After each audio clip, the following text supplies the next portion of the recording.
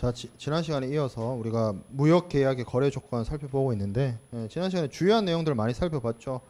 뭐 품질, 수량, 뭐 가격, 결제 방법, 선적, 포장, 보험, 그러한 내용들을 쭉 살펴봤고, 그리고 불가항력 조항과 하드십 조항도 좀 살펴봤습니다. 근데 이제 마지막으로 이제 봐야 할 내용이 이제 클레임 조항과 관련된 내용인데, 계약이 그렇게 세부적인 내용까지 잘 합의를 하고 뭐 해서 이행을 잘 하면 좋죠. 뭐 계약이란 게 서로 윈윈 하기 위해서 물건을 팔고 사서 윈윈 하기 위한 것을 목적으로 합니다만 항상 좋게 끝나는 건 아니란 거지.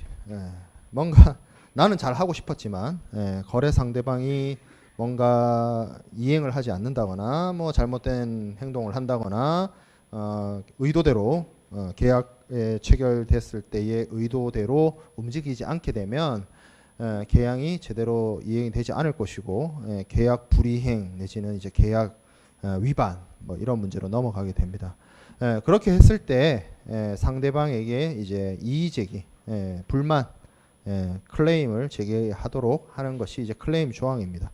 그래서 상대방에게 뭐 계약에 대한 책임, 이행에 대한 요구, 특정 이행 청구 뭐 이런 것들을 하는 것들이 클레임이고, 그와 관련된 내용을 계약서에 반드시 넣어서 이러한 사후 분쟁, 계약 불이행의 문제를 대비하는 것이 이제 클레임 조항의 역할이에요. 그렇게 이제 상대방에게 이의 제기하고 문제 제기하는 것도 제일 중요한데, 사실 그거보다 더 중요하다고 볼 수 있는 거는, 그렇게 상대방이 계약을 위반하고 이행을 제대로 하지 않았을 때 문제 제기를 했어요. 이의 제기했어요.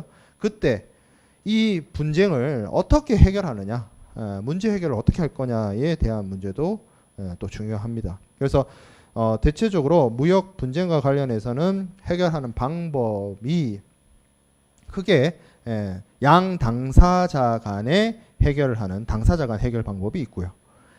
당사자 간에 해결을 하면 좋지만 그렇게 하지 못했을 때 제3자가 개입을 해서 제3자에 의해서 해결하는 그러한 방법도 있습니다. 그래서 당사자 간에 해결하는 방법은 협상이에요. 말 그대로 협의해보고 타협해보고 서로 문제점이 있으면 해결책 내지는 협상, 대안 뭐 이런 것들을 스스로가 스스로라는 표현은 혼자 한다는 뜻이 있으니까 당사자 두 사람 사이에서 두 사람이 교섭과 대화로 문제를 해결하는 방법이죠. 뭐 하에 뭐 이런 표현을 쓰는데, 그렇게 해결하면 제일 좋으나 뭐 대화만으로는 모든 문제를 해결할 수 없듯이 그렇게 해결이 되지 않았을 때는 제3자가 개입을 하게 됩니다. 그래서 제3자에 의한 개입에 의해서 문제를 해결하는 방법에는 대표적으로 알선, 조정, 중재, 소송 이렇게 있는데, 뭐 소송은 뭐 말 그대로 법원에서 해결을 하는 것이고요. 알선과 조정, 중재 이 세 가지를 묶어서 대체적 분쟁 해결 제도 뭐 이렇게 얘기를 하게 해요. 근데 이거는 뭐 좀 교수님들마다 또 이 범위에 대한 생각 차이가 좀 있어서 뭐 다 통일돼서 바라볼 수 있는 건 아닌데, 소송에 의하지 않고 분쟁 해결하는 것을 ADR 대체적 분쟁 해결 제도라고 합니다. 대표적으로 알선, 조정, 중재가 있는 거죠. 알선이란 건 말 그대로 제3자가 개입을 해서 양 당사자의 합의나 양 당사자의 하에를 이끌어내는 거예요. 자, 그리고 조정이 있어요. 조정은 뭐냐면 조정인, 제3자를 이제 조정인이라고 합니다. 조정안을 제시해요. 뭐 이 조정이란 표현 자체를 여러분들이 일상생활에서 뭐 이혼 조정 뭐 이런 데서 많이 들어봤을 거예요. 그러니까 조정안을 내는 거야. 그 조정안에는 당사자 일방의 의견이 100% 반영되기보다는 이쪽 일방 이야기 듣고 상대방 이야기 들어서 어느 정도 타협점을 제시하는 거죠. 일종의 제3자가. 그래서 그 타협점을 수용을 하면 당사자들이 그 조정안으로서 분쟁을 해결하는 것이 이제 조정입니다. 또 그리고 중재도 있어요. 중재도 비슷합니다. 중재인이 있는 것인데, 보통 중재는 독립된 기관인 중재기구를 통해서 그 중재인이 선정이 되고 그 중재인들의 합의로 보통 3인 중재부를 구성을 하는데 그 중재인의 중재 판정에 의해서 양 당사자의 분쟁을 해결하는 방법을 중재라고 합니다. 우리나라 같은 경우에는 코엑스 삼성동 그 트레이드 타워에 가면 대한상사중재원이라는 중재기구가 있습니다.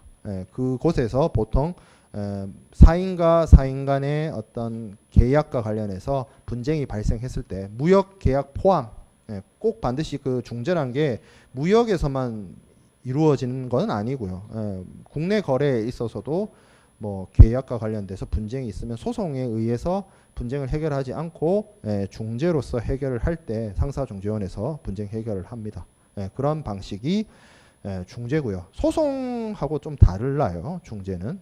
그래서 판사님이 소송의 경우에 이제 변호사, 판사 뭐 이렇게 해서 판사가 결정을 하는 것인데 중재는 중재인이 결정을 한다. 아비터라고 하는 사람이 스타크래프트 유닛 이름 아비터. 맞아요. 그 뜻이에요. 자, 근데 그 중재랑 그러면 조정은 무슨 차이가 있느냐? 조정은 구속력이 있지 않습니다. 조정안을 내가 마음에 안 들면 상대방이 오케이 했다 한들 거부할 수가 있어요. 근데 중재는 구속력이 있습니다. 양 당사자가 중재 판정이 내려지면 그거를 따라야 합니다. 기속력, 뭐 기판력, 뭐 이런 얘기를 하는데 뭐 어려운 용어를 쓰기보다는 구속된다. 양 당사자가 판정에 따라야 된다. 근데 선택권이 없어요. 중재 판정 내린 그 내용이 내가 마음에 안 들어 되돌릴 수 없습니다. 그러니까 효력적인 측면에서 소송이랑 중재는 비슷하죠. 소송도 그렇잖아. 대법원 판결 나오면 뭐 판결 따라야지 뭐. 그렇죠? 그런 것들이 있고 개요 클레임 조항 개요의 두 번째 동그라미에 보면 무슨 얘기가 있냐면 클레임은 무역 계약성의 조건을 위반 또는 불이행해서 발생하지만 대체적으로 그렇지만 뭐가 있냐? 매수인이나 이런 사람들이 시향이 나빠가지고 매도인에게 고의로 제기하는 마켓 클레임이 있다. 이게 뭐냐면 예를 들어서 매도인과 매수인 간의 계약을 뭐 개당 물품 가격을 30불로 하기로 했어요. 그래서 30불에 공급하면 돼. 근데 예를 들어서 국제 시세가 있는데 얘가 60불이 됐어. 올라가지고. 그러면 계약할 때 30불인데 나는 억울하죠. 배 아프죠. 또 그런 경우 있어요. 30불에 계약을 했는데 원재료 가격이 원래는 한 15불이면 사와. 개당 가격을 원가 계산을 했을 때. 근데 올랐어. 35불이 됐어. 만들 때마다 손해죠. 하나 만들 때마다 손해가 발생하죠. 그러면 당연히 사람이라면 그렇죠? 자기의 이득을 쫓기 마련이고 주판이 두드려지죠. 없애고 싶죠. 이 계약 이행하기 싫어져요. 그때 해결책을 이런 식으로 찾는 거예요. 상대방 꼬투리를 잡아서 너의 눈빛이 이상해. 너 뭐 나쁜 짓 하려고 그랬지. 내지는 뭐 계약서 뭐 서신 보내왔는데 야 이거 왜 앞글자 대문자 안 썼어. 내지는 복수형인데 왜 단수형을 썼어.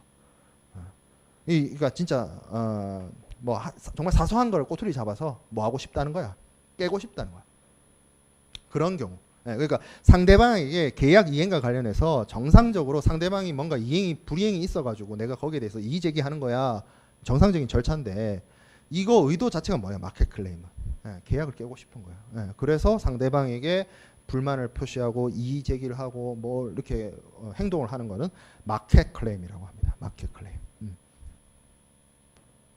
그래서 이 클레임 조항을 정할 때는 이 마켓 클레임이 발생하지 않도록 절차를 제대로 정해 놓을 필요 있어요. 뭐 상대방에게 이의 제기를 할 때 뭐 객관적인 제3자가 검사를 했는데 문제가 있더라. 내지는 뭐 그런 것들을 잘 규율을 해놔야 이런 마켓 클레임에 해당되는 문제가 발생하지 않습니다. 자, 그 다음에 클레임 조항과 관련해서 있어서 같이 살펴봐야 될 게 앞서 얘기했던 중재인데 중재가 조정이나 알선하고 좀 다른 이유가 당사자를 구속한다라는 겁니다. 근데 그렇게 하기 위해서는 앞에 절차가 하나 있어야 되는데 무엇이냐면 중재는 반드시 계약서상의 중재 조항이나 아니면 별도의 서면으로 된 중재 합의서와 같은 양 당사자의 합의가 있어야 돼요. 그 합의는 뭐냐? 당사자 사이에 분쟁이 발생했을 때 소송으로 분쟁을 해결하지 않고 중재로서 분쟁을 해결하고 그 중재에 따르겠다라는 양 당사자의 합의가 있어야 돼요. 그러면 양 당사자를 구속하는 겁니다. 그리고 이게 있어야만 중재기관에서 뭐 상사중재원 같은 대한상사중재원 같은 중재기관에서 중재가 진행이 됩니다. 그걸 바탕으로 자, 그 다음에 재판 관할 조항이 있습니다. 재판 관할 조항 첫 번째 이건 뭐냐? 국제매매 계약은 재판 관할지의 선택과 적용을 할 준거법의 선택이 중요하다라는 거죠. 그러면 준거법은 뭐냐? 밑에 설명이 나와 있습니다. 밑에 준거법 조항 있죠. 국제매매 계약에서 준거법 결정은 뭐다?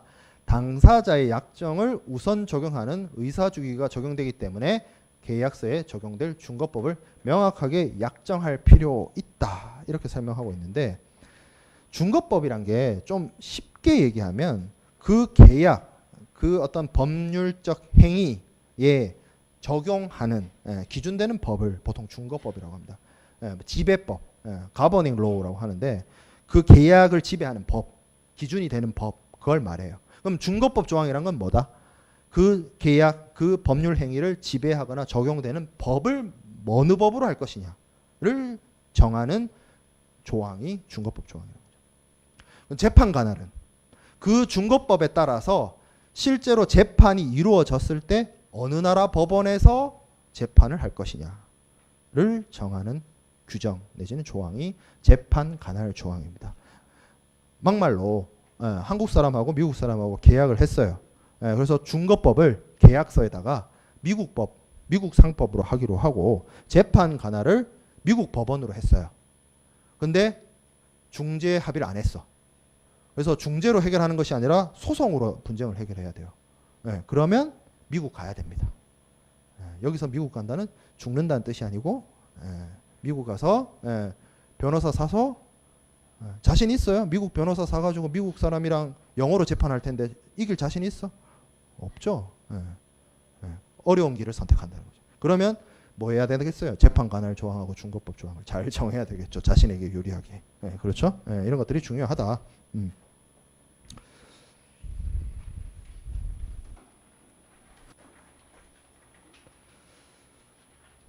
자, 그 다음 4주차 강의 자료를 보도록 하겠습니다. 자, 4주차 강의 자료부터 이번 주부터 다음 주까지 이제 주로 다음 주에 걸쳐서 우리가 학습하게 될 내용이 국제 물품 매매 계약에 관한 유엔 협약 CISG에 해당되는 내용입니다. 뭐 앞서도 강조했다시피 무역 계약에 적용되는 어떤 국제 법원으로서 아주 중요한 역할을 하고 있죠. 그래서 유엔 산하 기구인 운시트랄이 제정을 했습니다. 그래서 1980년 3월에 비엔나에서 오스트리아 비엔나에서 개최된 유엔 외교 회의에서 통과되었고 1988년 1월 1일에 이 협약 이게 협약 형태거든요. 그래서 이 협약에 최초 12개국이 이 협약에 가입을 하면서 1988년 1월 1일에 효력을 발휘하게 됐어요. 이 협약이. 그래서 정식 명칭은 United Nations Convention on Contract Border International Sales of Goods라고 해서 국제 물품 매매 계약에 관한 유엔 협약으로 번역을 하는데 길잖아요. 그래서 교수님들마다 이게 좀 달라요. 어느 교수님은 줄여서 비엔나 협약이라고 하기도 합니다. 왜? 비엔나에서 협약이 뭐 성료가 됐기 때문에. 근데 얘를 비엔나라고 부르기에는 비엔나 협약이 세상에 좀 많아요. 이거 말고도 비엔나 협약이 덜어 있어. 그래서 헷갈린다라고 해서 줄여서 CISG 혹은 앞에다가 UN 컨벤션을 넣어가지고 UNC CISG라고 줄여서 말합니다. 뭐 어찌됐든 이거 다 얘를 말하는 거예요. 이름이 좀 많네요. 자, 우리나라는 좀 지켜보고 있다가 거의 대부분의 국가들이 이 협약에 가입하는 분위기 속에서 2004년 2월 17일 날 국회 비준 절차를 밟고 비준서를 유엔에 제출해가지고 그 다음에 2005년 3월 1일부터 이 협약의 체약국이 되었습니다. 그래서 이게 이제 우리나라 헌법에 따라서 외국 정부 내지는 외국 국제기구하고의 맺은 협약이기 때문에 우리나라의 법률과 동일한 효력을 가지게 되었습니다. 이때부터 주요 가입국을 살펴보면 거의 웬만한 나라들이 다 들어가 있습니다. 100여 개국 가까이 돼요. 이 가입국이. 저도 이제 한창 공부 열심히 할 때 2013년 14년 막 그때 가입국 면모를 쭉 살펴보고 그 후로는 살펴보지 않아서 몇 나라가 더 추가됐는지는 잘 확실하지는 않으나 거의 대부분의 OECD 국가 내지는 주요 무역 국가들이 다 포함되어 있습니다. 미국, 중국, 일본, 독일, 프랑스, 뭐 네덜란드, 한국 뭐 이런 나라들이 다 포함이 되어 있고요. 특이하게 가입되어 있지 않은 나라가 영국이에요. 영국. 영국하고 영연방을 구성했던 옛날에 그 국가들. 그러니까 영연방 국가들은 보통 이 법 체계가 영국이랑 대동소이하기 때문에 뭐 남아공이나 이런 나라들, 인도 이런 나라들은 가입하지 않았습니다. 그래서 우리 승낙의 효력 얘기할 때 그 얘기했죠. CIS지상으로는 도달주의인데 영국은 발신주의다. 격지자 간에 그런 얘기를 했었습니다. 그런 차이가 있다는 거죠. CISG 적용을 안 한다. 원래 좀 영국 사람들이 좀 그런 자기들만의 세계상을 좋아하잖아. 브렉시트 같은. 안 지키는 거죠. 안 지킨다기보다는 아예 들어오지 않은 거지. 브렉시트는 있다가 나간다는 얘기고 여기는 아예 들어오지도 않았어요. 자, CISG의 구성을 살펴보면 총 4편으로 구성되어 있습니다. 총 4편으로 구성되어 있는데 마지막 4편 같은 경우에는 최종 규정이라고 되어 있는 게 이게 뭐냐면 이 협약의 가입 이게 각 국가들이 자신들이 이 협약을 지키겠다고 참가하는 형식이란 말이에요. 그래서 어떻게 가입하는지, 어떻게 가입을 했을 때 어떻게 효력을 발생시키는지 뭐 그런 절차적인 규정이 89조부터 뒷부분에 101조에 걸쳐서 나옵니다. 그리고 1편에 이 협약이 어떻게 적용되는지 적용 범위와 관련된 내용들이 쭉 나와요. 그리고 2편에 계약 성립입니다. 14조부터 24조까지 되어 있는데 이 14조부터 24조 내용들은 여러분들이 다 봤어요. 청약과 승낙 우리 공부할 때 봤던 뭐 청약의 철회니 뭐 취소니 그 내용들이 다 어디서 온 거냐면 여기서 왔어요. 여기서. 그리고 제3편은 물품의 매매와 관련된 어떤 이제 계약의 이행과 관련된 부분인데 여기가 어떤 식으로 되어 있냐면 데칼코마니처럼 매도인의 의무와 매수인의 의무가 이렇게 대칭형으로 되어 있습니다. 규정이. 그래서 30조에 보면 매도인의 의무 해가지고 매도인이 해야 할 일이 쭉 나오고요. 그리고 매도인의 의무가 끝나면 뭐가 나오냐면 매도인이 계약 이행을 해야 되는데 안 했어요. 계약 위반했어요. 매도인이. 그때 매수인이 할 수 있는 방법. 매수인의 구제책에 대해서 나옵니다. 자, 그리고 53조 가보면 매수인의 할 일이 쭉 나와요. 그리고 또 뭐가 나오겠어요? 매수인이 뭘 안 했어. 그때 매도인이 할 수 있는 구제책에 대해서 또 나옵니다. 그리고 그 뒤에 뭐가 나오냐면 이때부터는 이제 매도인한테도 적용되고 매수인한테도 적용되는 공통 규정들이 쭉 뒤에 이어져 나오는 구조를 채택하고 있습니다.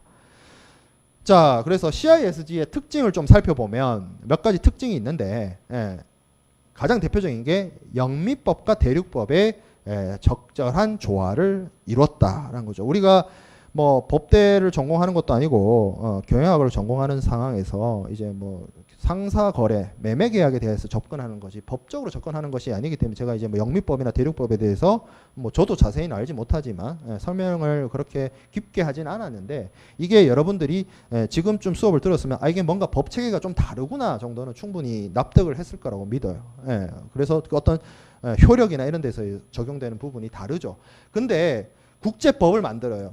전 세계 무역을 통일해서 적용하는 국제법을 만드는데 대표적으로 영미법계가 있고 대륙법계가 있어. 이 서로 상충되는 법 체계가 있는데 어느 한쪽을 선택하게 되면 다른 쪽은 자국 법하고 이 국제법이 충돌이 나게 됩니다.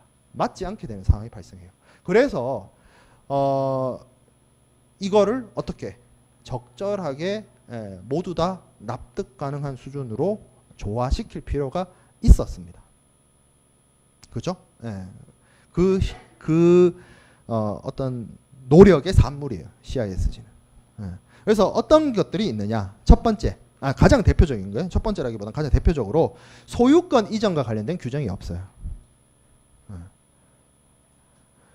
우리가 앞선 시간에 매매 계약의 의미가 매매라는 말에는 내가 상대방한테 소유권을 넘겨준다는 의미가 있다라고 했습니다. 그렇지만 소유권에 대한 인식과 소유권을 규정하는 방법이 영미법하고 대륙법이 달라요. 그래서 소유권 이전에 대한 규정이 CISG 상엔 없습니다. 그거 어떡합니까? 매매 계약이라면서요. 그래서 돌려가기를 시전합니다. 어떤 방식으로? 소유권 이전과 관련된 건 한 줄밖에 없어요. 소유권 이전한다. 끝. 규정이 아무것도 없어요. 그 다음에. 그럼 무슨 규정이 있느냐? 위험 부담에 대한 규정이 있습니다. 위험 부담은 뭔데요? 물품이 사고가 나거나 파손이 되거나 손실이 됐을 때 누구의 손해냐 이거예요. 내 물건이 부서졌어요. 누가 눈물 흘려요? 내가. 내 친구 물건이 부서졌어요. 내 친구가 울죠. 나는 뭐예요? 위로하죠. 왜 위로해요? 내 물건이 아니니까. 어떤 특정한 물건이 있는데 그 물건에 대해서 파손, 손실이 났을 때 책임을 부담하는 거. 그 위험을 부담하는 사람이 어떻게 보면 그 물건을 가지고 있거나 그 물건에 대한 권리를 갖고 있거나 그 물건을 소유하는 것이라고 볼 수 있습니다. 추론해 볼 수는 있어요. 하지만 그 위험 부담하는 사람이 소유권자라는 표현은 절대 아니에요. 그래서 CISG에서는 그렇게 얘기해요. 위험이 매도인에게서 매수인에게로 넘어갔다. 라는 표현만 있지 매도인에게서 매수인에게로 소유권이 넘어간다. 이런 표현 쓰지 않습니다. 각국의 법리가 다를 수 있기 때문에. 자, 그리고 내용들이 보면 그 각국의 국내법에 적용할 수 있는 여러 가지 규정이나 규율 같은 것들을 되도록이면 피하면서 양 법계, 그러니까 영미법과 대륙법을 적절하게 조화하려고 노력을 했습니다. 자, 그리고 포괄적인 법 체계를 선택하고 있다라고 되어 있는데 이 포괄적이란 말이 굉장히 이 내용을 살펴보면 굉장히 내용이 두리뭉실합니다. 두루뭉실해요. 아주 세부적으로 구체적으로 명확하게 명시적으로 규정해 놓지는 않았어요. 그러니까 빈 곳이 많아요. 빈 곳이. 왜 그러냐면 이게 딱 경직되게 A에서부터 Z까지 탁탁탁탁탁탁 매뉴얼 해놓으면 편할 수는 있어요. 그걸 따르면 되니까. 근데 이거는 지금 모든 국가에 적용되는 통일법을 만들겠다고 하는데 그런 식으로 너무 세부적으로 규정을 해놓으면 이게 예를 들어서 한 10가지 중에 7, 8가지는 대충 맞는데 한두 가지가 안 맞아서 이 법을 적용을 못하게 된다거나 이 협약에 가입하지 못하게 되는 상황이 발생할 수 있습니다. 이게 문제가 뭐였냐면 이게 CISG 이전에 전신이 있었어요. 헤이그 협약이라고 있었는데 그거는 조금 내용이 지금 CISG보다는 좀 더 내용이 구체적이고 좀 경직되어 있었어요. 그래서 실패했습니다. 그래서 그거를 반면교사 삼기 위해서 CISG는 보면 조금 더 내용이 좀 두루뭉실하게 써놨습니다. 그리고 그 빈칸은 너네들이 알아서 채워라 할 수 있을 정도로. 자, 적용 범위 보겠습니다. 국제매매에 적용합니다. 우리가 제가 앞에서 이 CISG 2005년 3월 1일 발효됐다라고 되어 있는데 CISG를 발효하기 이전부터 우리나라에는 상법이 있었어요. 상법하고 CISG가 충돌되면 어떡합니까? 충돌할 이유가 없어요. 왜? CISG는 국제거래, 국내 거래는 상법으로 해결하면 됩니다. 절대 국내 거래에서는 CISG가 적용되지 않습니다.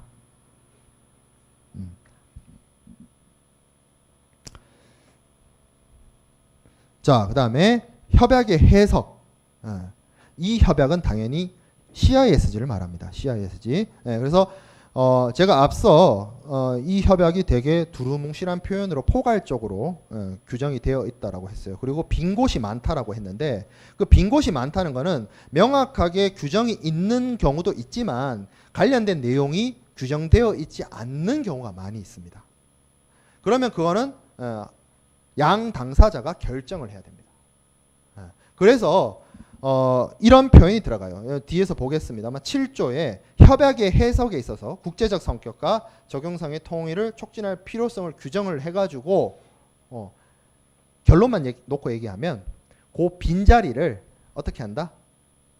협약의 수준, 협약의 기준, 협약의 원칙을 벗어나지 않는 한도 안에서 당사자들이 알아서 하세요. 입니다. 그게 지금 여기 나와 있죠. 당사자 자치의 원칙. CIS 6조에 있는 건데 당사자 자치의 원칙이라는 게 당사자, 계약의 당사자가 누구죠? 매도인과 매수인입니다. 이게 이 거래란 게 매매 계약이란 게 뭐 국가와 국가 혹은 국가와 개인의 어떤 법률적 행위를 얘기하는 것이 아니고 물건을 파는 사람과 물건을 사는 사람 사이의 어떤 사인과 사인 간의 계약입니다.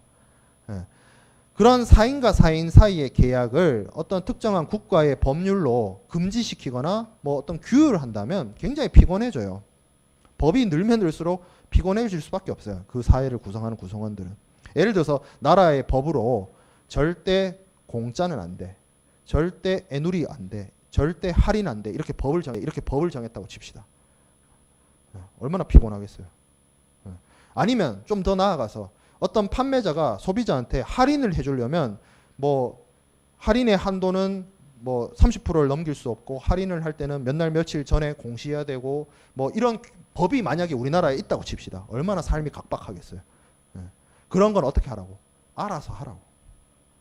물건 파는 사람과 물건 사는 사람 사이에 각자가 알아서 합의해서 우리는 이 가격에 하기로 하고 우리는 필요하면 애누리도 줄 수 있고 필요하면 할인도 할 수 있고 필요하면 덤도 줄 수 있고 그렇게 하라는 거죠. 매매 계약이기 때문에 사인과 사인 간의 거래이기 때문에 그거를 뭘 한다? 당사자 사이의 의사가 가장 중요하다. 당사자가 알아서 정한다. 그거를 당사자 자치의 원칙이라고 합니다. 이 원칙을 준용하고 있어요. CISG는. 자, 또 뭐 합의된 간행과 확립된 관례를 구속한다. 앞서 얘기했던 것처럼 CISG가 모든 걸 정해주지 않았어요.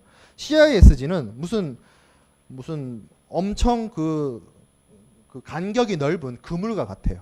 빈대가 너무 많아. 그럼 그걸 뭘로 채워야 되느냐? 그 업계나 그 거래에서 굳어져 있는 간행이나 간섭으로 채워 넣으라는 거죠. 그걸 통해서 계약 이행을 할 수 있도록 하고 있습니다. 자, 계약의 성립. 계약의 성립인데 뭐 계약의 성립과 관련해서는 뭐 영미법과 대륙법이 우리가 앞에서 봤던 것처럼 청약의 효력이나 승낙의 효력에 대한 어떤 입장 차이가 좀 있었죠. 기본적으로 그래서 약간 어떤 입장을 취하고 있냐면 영미법을 따라가는 것 같은데 영미법을 따라가는 것 같은데 또 그러니까 계약 성립하는 거는 보면 쉽게 말해서 영미법 쪽인 것 같아요. 근데 이 계약이 어떤 해제되거나 계약이 취소되거나 계약이 해지되는 걸 보면 그쪽은 또 대륙법 쪽으로 가 있는 것 같아요. 그거는 뒤에서 설명을 하겠습니다만 이게 절충법이다 보니까 어느 한쪽으로 가게 되면 상대방 쪽에서 가입을 안 할 테니까 어느 정도 타협선을 찾았어요.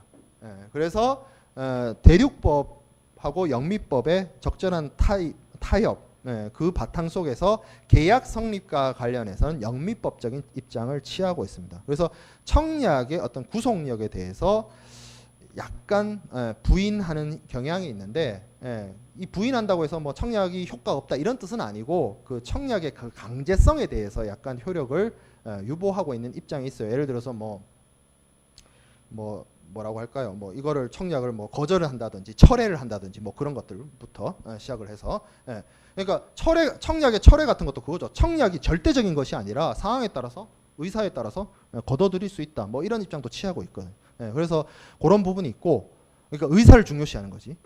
형식보다 의사를 중요시하는 거지. 청약 계약 성립에 대해서는. 근데 계약 해제 쪽에 가면요. 거기는 의사보다는 형식이 또 중요해져요. 그 부분은 뒤에 가서 얘기할게요. 자, 그다음에 계약 중심적 접근. 이게 이 협약 자체의 내용이 보면 데칼코마니처럼 매도인의 의무, 매수인의 의무가 규정되어 있는데요. 그 중심에는 뭐가 있냐면 철저하게 계약 중심입니다. 계약이 성립되느냐, 계약이 이행되느냐, 계약 이행이 되지 않아서 이거를 구제하느냐, 이런 식으로 계약을 놓고 계약을 중심에 놓고 설명을 하고 있습니다. 자, 그 다음에 계약 유지의 원칙이란 말이 있어요. 이건 뭐냐면 되도록이면 원만하게 계약을 성립시키고, 성립시키는 게 중요한 게 아니라 계약을 되도록이면 유지하려고 하는 성격이 있습니다. 앞서 제가 얘기했다시피 계약 성립할 때는 영미법처럼 의사가 중요해요. 철회시킬 수도 있고 해요. 근데 계약을 없애려고 하잖아요. 계약을 해지하려고 그러잖아요. 그러면 되게 복잡해집니다. 쉽게 이거 끝내지 못해요. 본질적 계약 위반이라는 이슈가 등장합니다. 뒤에서 보겠지만. 자, 그 다음에 고의가실 여부 불문. 고의가실 여부 불문. 계약을 위반을 했는데 계약 위반을 하는 사람이 의도적으로 계약 위반했을 수도 있어요. 근데 사람 일이란 게 우리나라 법도 그런 경향이 있죠. 내가 의도를 갖고 잘못을 저질렀느냐, 불가피했느냐, 아니면 어쩔 수 없는 실수에 의한 거냐 구분하듯이 고의가실 여부에 대한 그 처벌의 어떤 경중이 있는데, 여기 CISG에서는 상대방에게 손해배상을 하는 데 있어서 이게 상대방이 있는 거잖아요. 내가 혼자 잘못한 게 아니라 상대방이 있기 때문에 내가 의도적으로 상대방에게 계약 위반을 해서 손해를 입혔는가, 아니면 내 실수로 계약 위반을 해서 상대방에게 손해를 입혔는가는 별로 중요치 않아요. 고의로 했든 실수로 했든 물어줘야 되는 건 똑같다 이거죠. 자, 그 다음에 위험의 이전. 요건 앞에서 얘기했습니다. 왜? 소유권 이전 규정이 없어요. 소유권을 어떻게 넘길지에 대한 규정이 없기 때문에 뭘 뒀다? 위험 이전에 대한 규정을 뒀어요. 그죠? 자, 그래서 1조부터 살펴보도록 하겠습니다. 여기 이제 구성이, 강의 자료의 구성이 아티클 1 이렇게 되어 있고, 갈로 안에 이제 제목 같은 것이 있고, 밑에 이제 국문 번역된 협약의 내용이 쭉 나옵니다. 그래서 쭉 가다 보면 그 챕터나 장에 따라서 제가 중간중간에 뭘 넣어놨냐, 표를 넣어놨어요. 이 표는 요약되어 있습니다. 그 앞에 내용이. 그래서 여러분들이 공부를 할 때 원문 한번 보고, 그리고 시험을 대비하거나 아니면 나중에 정리할 때는 표만 봐도 대충 이 내용이구나를 추측해 볼 수 있습니다. 자, 그리고 그러면 이 아티클 1 옆에 보면 갈로로 해서 협약의 적용 범위라고 되어 있는데, 이건 뭐냐면 이 CISG가 법이잖아요. 일종의 법인데, 보통 법이 1조, 2조, 3조, 4조 이런 식으로 되어 있죠. 물론 우리나라 법 같은 경우에는 법 체계가 몇 조, 몇 항, 몇 호, 이렇게 몇 목 이렇게 내려가요. 이렇게 법 체계가.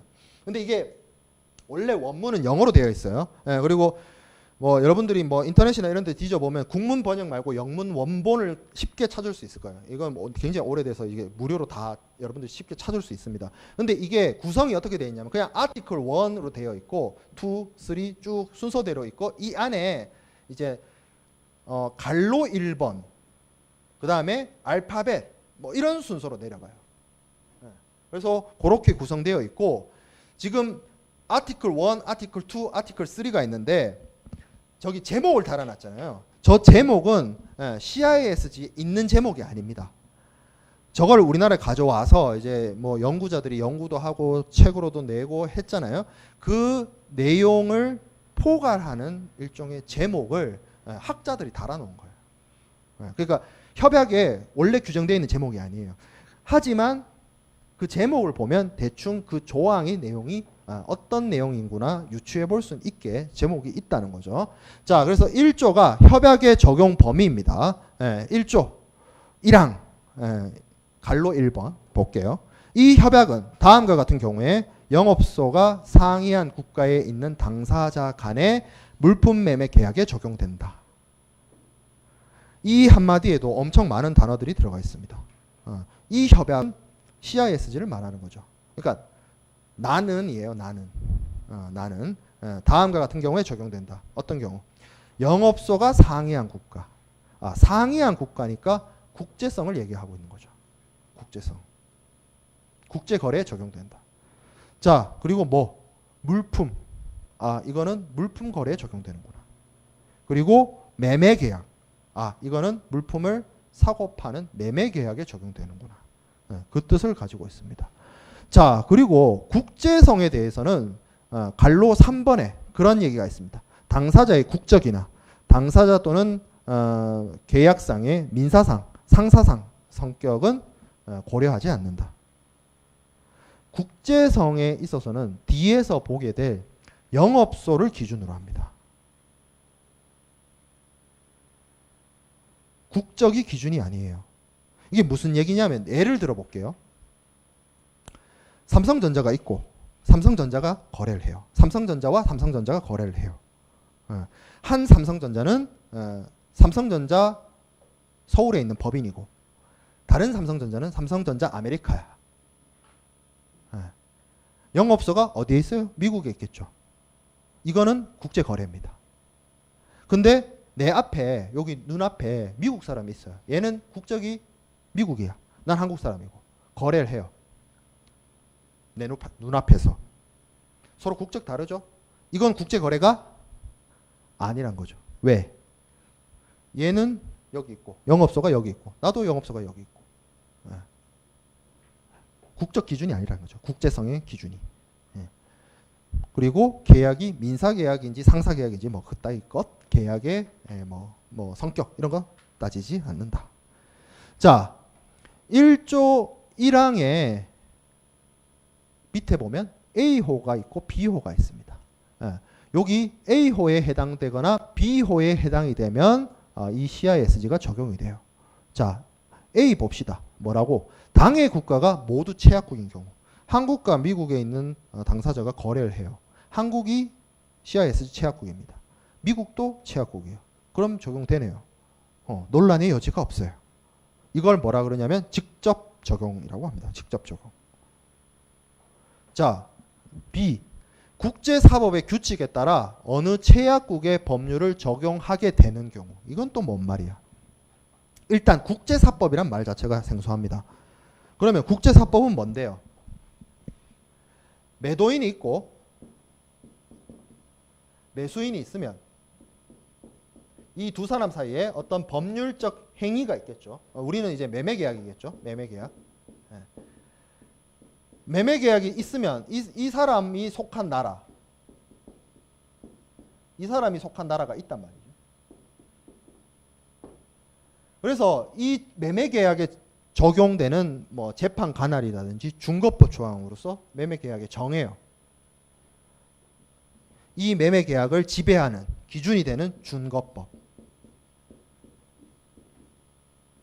그러면 국제사법이란 건 뭐냐면 이런 사인과 사인 간의 국제거래에 있어서 준거법을 결정해주는 법이에요.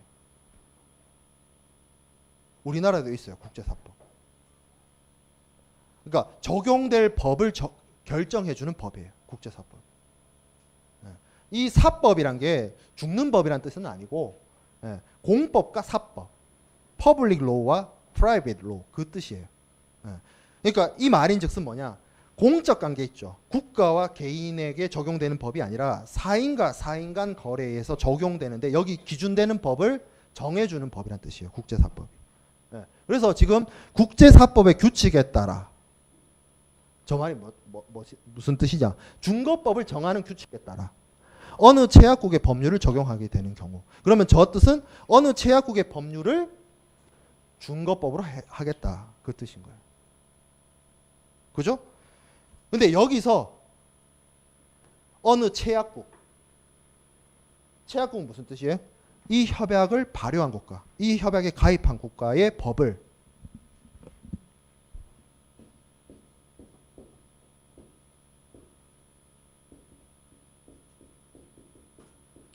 이 CISG 최약국의 법을 준거법으로 결정하겠다는 거예요. 그러면 적용된다. 이런 거죠. 한국, 미국 둘 다 최약국. 오케이.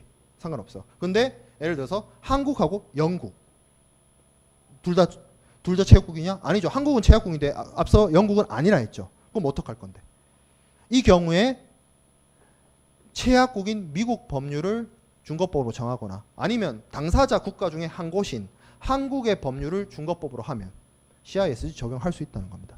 그리고 더 나아가서 한국하고 영국하고 인도 둘 다 비최약국이에요. 근데 CISG 적용하고 싶어.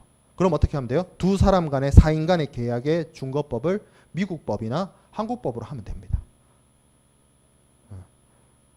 매도인과 매수인의 각각의 나라가 굳이 둘 다 최약국이지 않더라도 적용하려면 할 수 있습니다.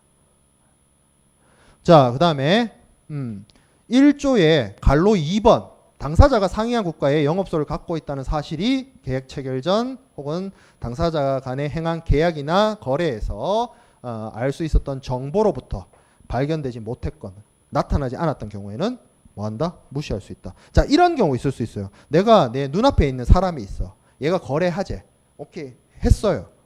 근데 알고 보니까 얘가 영업소가 저기 있어. 미국에 있어. 헐, 어떡할 거야? 몰랐어.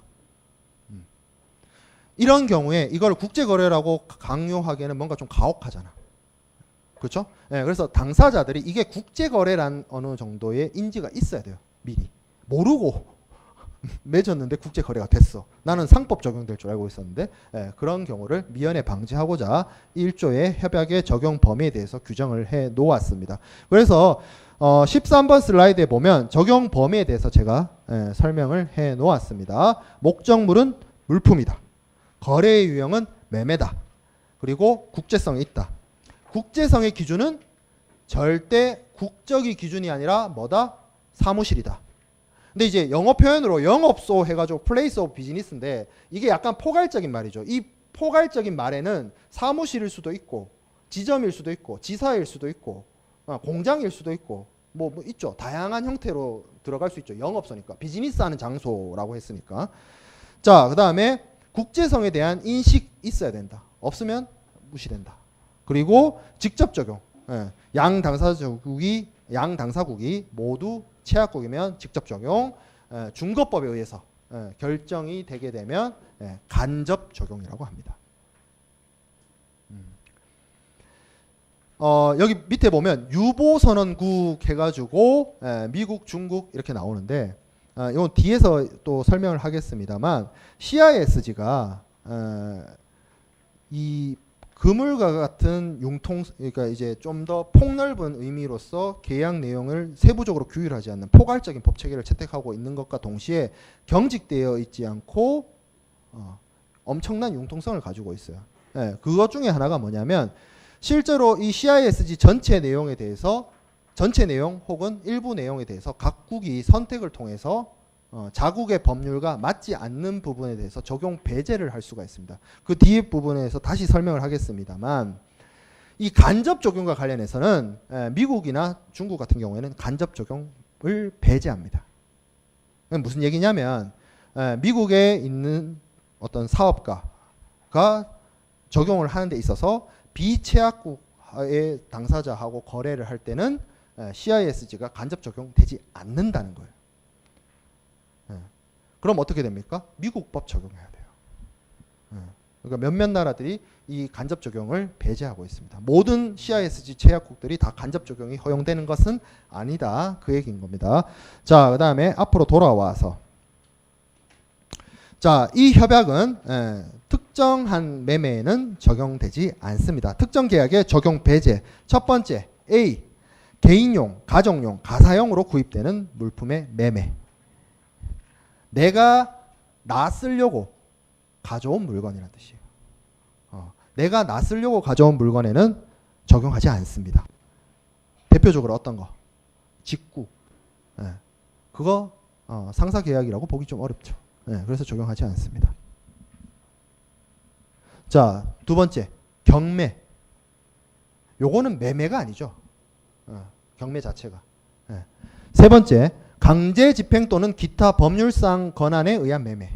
말은 매매라고 하는데 일반적인 매매하고 다르죠. 강제 집행. 이거는 개인과 개인이 합의에 의해서 물품을 사고 파는 것이 아니라 법률적인 원인으로, 법률적인 이유로, 법에 의해서 소유권이 이전되거나 하는 거잖아. 강제 집행. 그죠? 자, 뒤에 주식, 지분, 투자증권, 유통증권, 통화의 매매. 얘는 왜 안 될까요? 물품이 아니잖아요. 그죠? 우리가 알고 있는 회계 시간에 배웠던 물품, 상품, 제품 아니잖아. 그죠? 네, 유가증권이죠. 유가증권. 자, 이 선박, 부선, 수상, 익선, 항공기. 얘는 유형물인데 왜 안 될까요? 네, 몇몇 나라들은 얘네들을 부동산으로 봅니다. 그 몇몇 나라에 우리도 있어요. 한국도. 뭐 사본 적은 없지만 나도. 선박 비행기를 사면 부동산처럼, 부동산이란 게 이제 집, 부동산이 뭔지는 알죠? 그죠? 동산의 반대말. 그죠? 부동산을 사면 등기해야 돼요, 여러분. 취등록하잖아. 근데 우리는 비행기를 사나 아니면 뭐 선박을 사나 이런 거 사면 등기해야 돼요. 건물처럼. 그럼 부동산이지 뭐. 부동산 매매에 적용되지 않는다는 거예요. 자, F. 전기의 매매. 얘는 왜 안 됩니까? 전기가 유형물이 아니기 때문입니다. 전기는 형태가 없어요. 전기는 눈에 보이지 않습니다. 무형물이에요. 전기가 눈에 보이고 형태가 보이는 사람은 지구를 지키면 돼요. 어벤져스. 정상적인 사람이라면 전기는 눈에 보이지 않습니다. 저건 뭡니까? 저건 등이에요. 전기가 저걸 켜는 거지. 불을 밝히는 거지. 저건 전기가 아니야. 그죠? 그래서 이러한 형태의 계약에는, 거래에는 적용되지 않는다. 자, 또 뭐요? 서비스 계약에 적용 배제됩니다. 물품을 제조하고 공급하는 것에 적용돼요. CISG는. 그렇기 때문에 뭐 노동력, 그러니까 쉽게 말해서 용역 서비스에 적용되지 않는다라는 거죠. 자, 4조 밑에 4 있죠. 이거는 계약의 효력 및 소유권 이전에 적용 배제라고 되어 있는데, 뭐 계약의 효력과 관련해서는 그 계약이 지속되거나 그 계약의 어떤 효과 발효에 의한 그 부분에 있어서 이 협약이 적용되지 않는다라는 것은 주로 계약 성립과 이행과 관련된 이슈에만 집중하기 위함인 부분이고, 중요한 거는 뭐냐면 이 4조 B에 보면 무슨 얘기가 있어요? 소유권에 대한 규정이 없습니다. CISG는. 그거는 너네들이 알아서 해. 너네들이 준거법으로 정해. 이런 취지를 띄고 있어요. CISG는. 자, 그 다음에 5조. 사망이나 상해에 대한 책임 적용 배제. 어떠한 자의 사망이나 신체적인 상해에 대한 매도인의 책임에 대해서는 적용하지 않습니다. 이게 뭐냐면 제조자 책임, PL 뭐 이런 얘기 있죠. 뭐 어떤 물건 사용하다가 사람이 다쳤어요. 그러면 뭐 물어주거나 이래 하잖아요.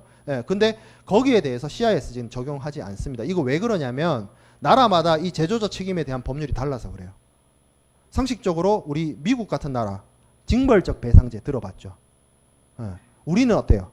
우리는 가징금 제도 있죠. 나라마다 달라요. 이거 그러니까 똑같이 적용할 수가 없어요. 이 부분도. 자, 그 다음에 6조. 당사자는 이 협약의 적용을 배제하거나 12조에 따라서 협약의 어느 규정에 관해서는 효력을 감퇴시키거나 변경시킬 수 있다. 계약 당사자의 당사자 자치의 원칙을 존중하기 때문에 양 당사자가, 예를 들어서 한국과 미국에 있는 당사자가 당연히 최약국이라서 직접 적용되는 상황 속에서도 양 당사자가 합의를 하면 무엇을 할 수 있다? 이 협약의 적용을 배제할 수 있습니다. 그러니까 쉽게 말해서 법 안에다가 이 법 안 지켜도 돼라는 규정을 넣어놨어요. 어떻게 하면 안 지킬 수 있다? 합의하면. 너네 둘이가 안 지키기로 합의했다면. 그리고 전체를 안 지키는 것도 가능하고요. 부분적으로 안 지키는 것도 가능해요. 부분적으로 바꾸는 것도 가능합니다. 궁극의 융통성이에요. 그죠? 누가 그러대 나보고 융통성이 궁극에 달한 사람이다. 원래 성격이 그래요. 네 알아서 하세요. 이런 거 많이 씁니다. 근데 어렸을 때부터 그랬어요. 그래서 내가 여러분들 나이 때 별명이 뭐였냐면 족보 브레이커였어요. 학번이 같거나 태어난 연도가 같으면 모두 다 친구 아니냐. 그러면 그 중간에 있는 사람들이 좀 애매하죠. 내가 4살 많은 사수한 형하고도 말랐어요. 왜? 같은 학번, 같은 동기인데. 우린 동기 아니냐 이러면서. 그 형이 노라고 했지. 내가 그렇게 그 예의 없는 사람은 아니야. 근데 이제 중요한 거는 그 형과 나 사이에 있는 사람들이 이제 곤란해지죠. 그런 경우 많을 거예요. 여러분들 겪고 있죠. 겪는 사람 있을 거야. 내가 그런 거를 문제를 일으키는 사람이었어요. 족보 브레이커라고. 시끄러웠어. 그래가지고 내가. 그렇죠. 성격이 원래 그래서. CISG도 궁극의 융통성을 발휘하고 있습니다. 근데 이렇게 융통성을 발휘할 수밖에 없는 게 앞서 얘기했던 것처럼 CISG가 하고 싶었던 게 있어요. 뭐예요? 무역 거래에 있어서 전 세계에 공용적으로 통일되는 법률을 만들고 싶었어요. 근데 각국이 처한 상황도 다르고 처한 간섭도 다르고 그리고 규정하고 있는 법률도 다 달라요. 이거를 내가 A부터 Z까지 다 규율을 하면 절대로 통일될 수가 없어요. 그래서 어떻게? 듬성듬성 어떻게 보면 뼈대만 만들어 놓고 집을 짓는데 유엔은 뭐 한 거예요? 쉽게 말하면 기초공사만 딱 해놨어요. 그 안에 채워놓고 인테리어 하는 거는 어떻게 하라고? 너들이 알아서 하라고. 당사자 자치의 원칙에 따라서. 혹은 너네 사이에 적용되기로 한 준거법에 따라서. 그렇죠? 그렇게 적용을 한다라는 겁니다. 자, 그래서 적용 범위에 대한 설명 이건 했고, 적용 배제, 적용 배제 2조에서 6조까지의 내용을 요약해 놓은 것이 14번 슬라이드에 있습니다. 핵심은 당사자 자치에 대해서 인정을 해주고 있다라는 겁니다. 자, 그래서 15번 슬라이드에 그 내용에 대해서 요약이 들어가 있습니다. 그래서 협약의 적용 범위, 그리고 적용 배제하고 있는 특정 계약, 서비스, 그리고 제조자 책임, 뭐 이런 부분에 대해서 규율하지 않는다, 규정하지 않는다. 그리고 가장 결정적으로 중요한 거, 당사자 합의에 의해서 계약을 배제할 수 있고 변경할 수 있고. 자, 그 다음에 협약의 해석 원칙에 대해서 좀 살펴봅시다. 이 협약의 해석에 있어서는 협약의 국제적인 성격과 그리고 통일성 증진을 위한 필요성, 그리고 신의 성실 준수에 대한 고려가 있어야 된다. 이 규정이 이렇죠. 협약의 해석 원칙이니까 이 앞에 시작하는 말, 이 협약이라는 말이 자체가 CISG가 CISG를 가리키고 있는 거잖아. 나를 해석할 때는 어떻게 하라고? 첫 번째, 국제적 성격. 두 번째, 통일. 국제적인 무역의 통일법을 만들기 위한 그 필요성. 그리고 세 번째, 신의 성실의 원칙을 지켜서 해석하라. 그 뜻인 겁니다. 세 가지를 기준으로 해석하라. 그겁니다. 앞에 얘기했던 어떤 국제성과 통일성은 이해가 돼요. 근데 신의 성실의 원칙에 대해서는 한번 얘기해 볼게. 이게 무역 계약이나 뭐 계약의 원칙 중에 하나인데, 어떤 계약을 이행하는 사람이 사기를 한다거나 혹은 뭐 부정을 택하거나 혹은 최선을 다하지 않으면 어떤 서로 간의 신뢰가 무너지고 계약 이행이 제대로 되지 않겠죠. 그래서 계약 이행을 하는 사람은 어떻게? 최선을 다해서 성실하게 내가 할 수 있는 한도 최대한으로 노력해서 하라는 뜻입니다. 계약 이행과 관련된 원칙 중에 하나예요. 신의 성실 원칙. 최대선의 원칙. 뭐 이렇게 얘기합니다. 자, 그리고 7조 2항에 여기도 나와 있어요. 이 협약에 규정되어 있는 건 규정된 대로 따르면 돼요. 근데 규정되지 않은 게 너무 많아. 명시적으로 적어놓지 않은 게 너무 많아. 그럼 어떻게 한다? 이 협약이 기초하고 있는 원칙. 이 원칙은 뭐겠어요? 앞에서 얘기하고 있는 뭐 국제성이니 통일성이니 뭐 이런 거겠죠. 그거에 비추어서 따르고 네가 알아서 해석하라는 거죠. 네가 빈 곳을 알아서 채워 넣으라는 뜻이죠. 근데 그거로도 안 돼. 그럼 뭐라고 얘기하고 있어요? 마지막 줄에 국제사법의 원칙에 의해서 적용되는 법률에 따라 해결되어야 한다. 이거 세자로 줄이면 뭐? 중거법. 너네 거래에 적용되는 중거법에 따라 해결해라. 자, 8조 계약의 해석 원칙. 7조가 나를 해석하는 원칙이었어요. 협약의 해석 원칙이었어요. 그럼 8조는 뭔데? 계약의 해석 원칙입니다. 계약의 해석 원칙. 예, 그래서 뭐라고 얘기하고 있느냐? 이 협약을 적용하는 데 있어서는 뭐다? 당사자 자치 원칙이 중요하니까 당사자의 의도를 알아야 되는데 당사자의 의도는 어떻게? 당사자가 상대방의 의도를 알았거나 알 수 있었던 경우에는 그 상대방의 의도에 따라서 해석해야 됩니다. 왜? 당사자들의 의사 합치가 가장 중요하기 때문에 상대방의 의사를 알고 있어요. 그럼 그 의사에 따라줘야죠. 상대방이 빨간색이래. 아, 그래. 빨간색을 원하는구나. 따라줘야죠. 그죠? 예. 근데 이걸 몰라요. 내가 물품을 납품하기로 했는데 얘가 나한테 빨간색이라고 얘기해 줬으면 그 의도에 따라서 내가 행동하면 되는데 빨간색인지 파란색인지 노란색인지 몰라. 그것 때문에 어떻게 할 건데? 그 경우에는 이 말이 좀 어려워요. 예.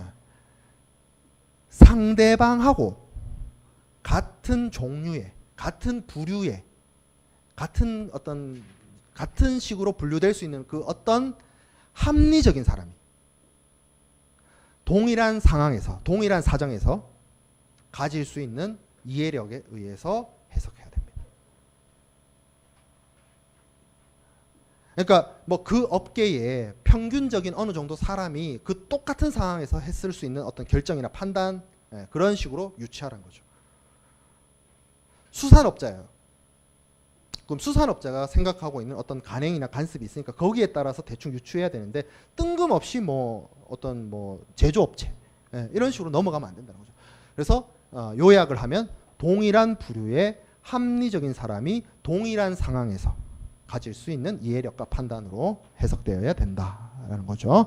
자, 그리고 당사자의 의도, 합리적인 자가 가진 수 있는 이해력을 결정할 때는 그냥 막무가내로 하는 것이 아니라 양 당사자가 계약을 체결하기 위해서 서로 간에 협상도 하고 교섭도 했을 거 아니에요. 그래서 그 당사자 사이에 있었던 교섭 내지는 당사자 사이에 있었던 간습, 간행 이런 걸 바탕으로 고려해서 결정하고 해석해야 됩니다.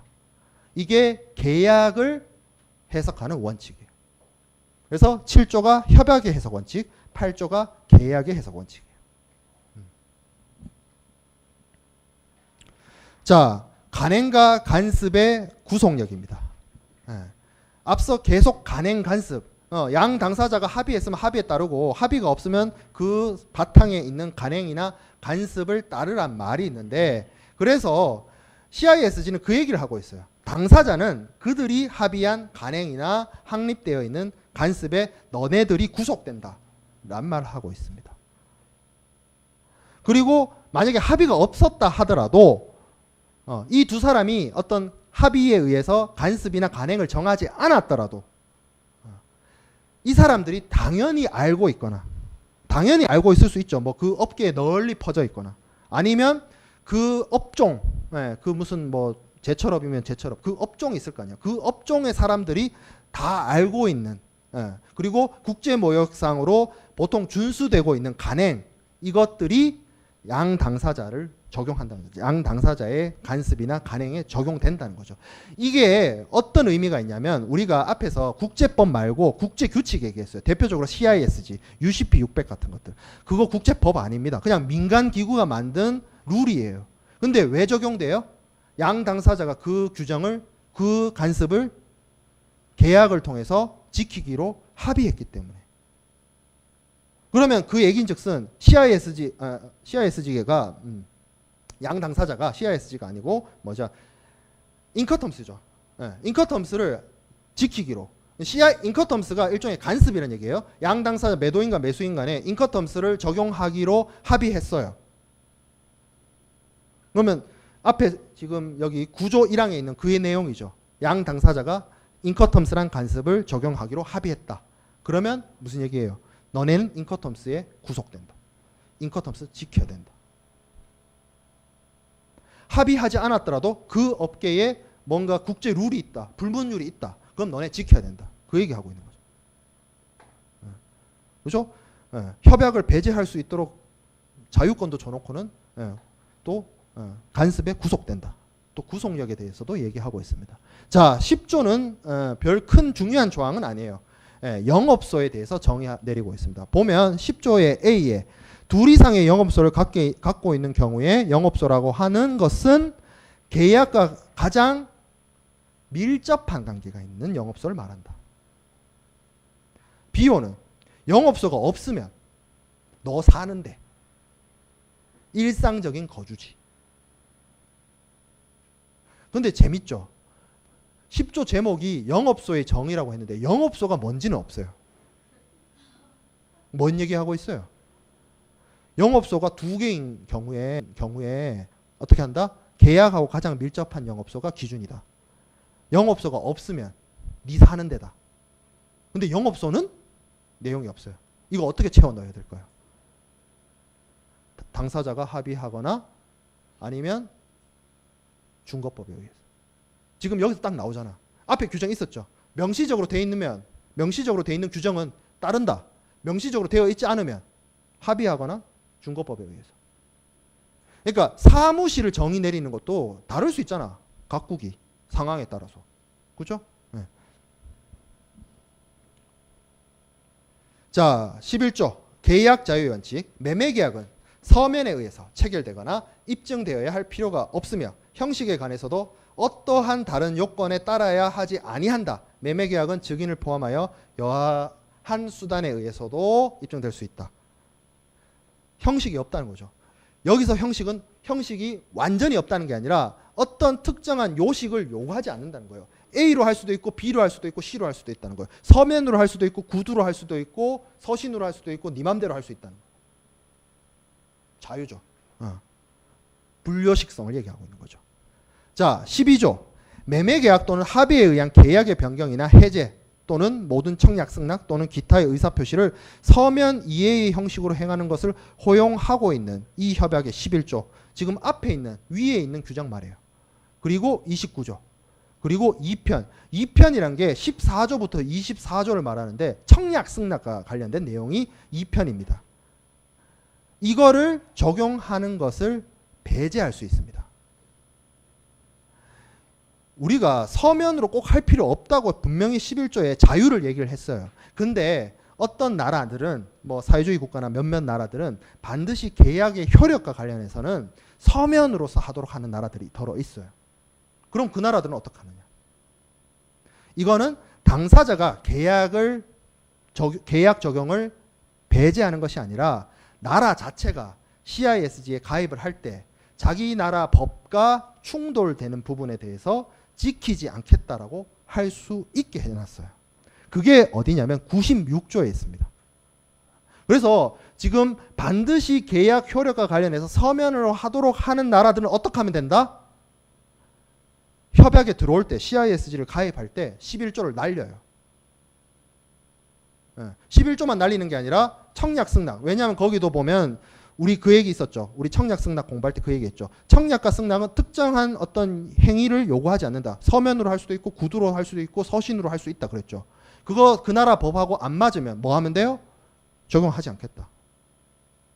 유보선언 할 수 있습니다. 그거를 이제 유보선언이라고 하고 실제로 많은 나라들이 저 협약의 96조에 따라서 서면으로 반드시 하지 않아도 된다라고 하는 그 자유를 날려버려요. 그러면 날려버렸다는 얘기는 뭐예요? 그 나라는 반드시 서면으로 계약을 합의하고 효력을 발휘해야 된다는 거죠. 그리고 앞에서도 그 얘기 있었죠. 미국하고 중국은 지금 뭐 한다 그랬어요? 간접 적용 안 한다 그랬죠. 그렇게도 할 수 있다는 거죠. 그러니까 이게 이 협약이 그 정말 융통성의 끝판왕이란 게 당사자들도 협약을 날려버릴 수 있고 협약을 변경시킬 수도 있고 적용하지 않을 수도 있고 그리고 이 협약에 가입하는 국가들한테도 선택권을 부여했습니다. 필요하면 지킬 거 지키고 뭔가 너네 나라 법하고 안 맞으면 상충되면 유보선언 해라. 그 유보선언한 나머지는 너네가 수용 가능한 거 아니냐. 그러면 그것도 오케이. 그러고 받아준 거예요. 그러니까 이게 국제법으로서 이만큼 다수의 국가들이 주요 국가들이 참여해서 효력을 발휘하고 국제적인 무역 거래, 무역 매매, 국제 물품 매매의 어떤 준거법으로서 사용할 수 있는 겁니다. 자, 마지막 13조. 요거 한 줄밖에 없죠. 서면이란 전보와 텔렉스를 포함한다. 전보 텔렉스라는 게 지금은 거의 안 쓰죠. 근데 이 법이 만들어지던 시기를 한번 생각해 보세요. 1980년에 초안이 나왔어요. 이때는 이메일이 없던 시대죠. 그러면 우리가 앞에서 했던 얘기를 한번 다시 해봅시다. 명시적 규정이 있으면 명시적 규정에 따르고 명시적 규정이 없으면 이 협약의 일반 원칙과 당사자 합의와 준거법을 따른다 했죠. 이메일은 어떻게 될까요? 이 협약이 국제적인 어떤 국제성과 국제 무역의 통일성과 그리고 어떤 당사자 사이의 어떤 합의나 그리고 신의성실 이런 것들을 유치하고 있죠. 일반 원칙, 이 협약의 일반 원칙상 이메일도 서면으로 볼 수 있지 않을까라고 판단해 볼 수 있어요. 그렇죠? 근데 그건 또 달라요. 왜? A 나라에서는 이메일을 서면으로 볼 수도 있는 것이고 B 나라에서는 이메일을 서면으로 안 볼 수도 있는 겁니다. 그 모든 가능성 다 열어놨다는 거죠. 그 모든 가능성을 다 열어놨기 때문에 이게 모든 법 체계를 조화롭게 포괄해서 하나의 국제법을 만들 수 있었다는 거죠. 그런 것도 여기서 드러난다는 거죠. 자, 그래서 오늘은 여기까지 하고 청약승낙 2편부터는 다음 시간에 하도록 하겠습니다.